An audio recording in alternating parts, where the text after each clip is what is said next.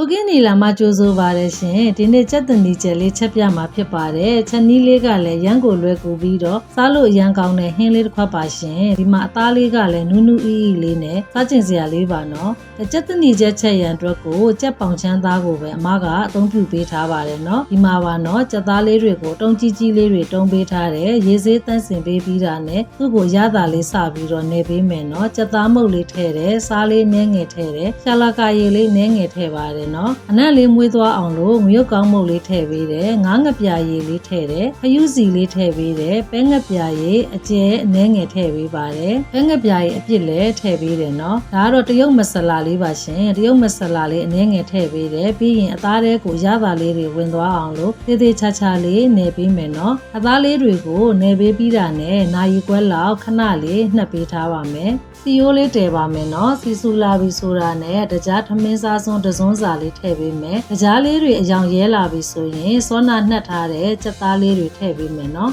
ကြက်သားလေးတွေကိုထည့်ပြီးချင်းမှာရေမထည့်ပါဘူးနော်သူ့ကိုဒီတိုင်းမဲ့ထက်အောက်လေးတွေမှွေပြီးတော့ခဏလေးလုံးပေးထားပါမယ်ကြက်သားအနံ့လေးတွေကအစိမ့်နံ့လေးတွေပျောက်ပြီးတော့မွေးလာတဲ့အထိခဏလေးလုံးပေးထားပါမယ်ကဲအခုလိုနေထားလေးဆိုရင်တော့သူ့ကိုရေလေးထည့်ပေးပြီးတော့ချက်ပေးပါမယ်အသားလေးတွေကအခုလိုစီပြန်ရေချံအနေထားလေးဖြစ်လာပြီဆိုရင်တော့အမားတို့ကကြက်သွန်ဖြူလေးထည့်ပေးတယ်ပေါ်ကနေပြီးကြက်သွန်နီလေးစိတ်စိတ်ထားတာလေးထည့်ပေးပါတယ်နော်စီလေးပြန်လာပြီးတော့အနံ့လေးမွေးလာတဲ့အထိချက်ပေးမယ်နော်အခုဆိုရင်ဒီမှာနော်စီလေးလည်းပြန်လာပြီးအသားလေးတွေကလည်းနူးနူးအီးအီးလေးဖြစ်လာပါပြီရှင်အနံ့လေးကလည်းတအားကိုမွေးတယ်နော်ခလေးရောလူကြီးရောကြိုက်တယ်ဟင်းလေးတစ်ခွက်ပါရှင်အခုဆိုရင်တော့အရသာရှိပြီးစားလို့ကောင်းတဲ့ကြက်သွန်နီကျက်လေးရပါပြီရှင်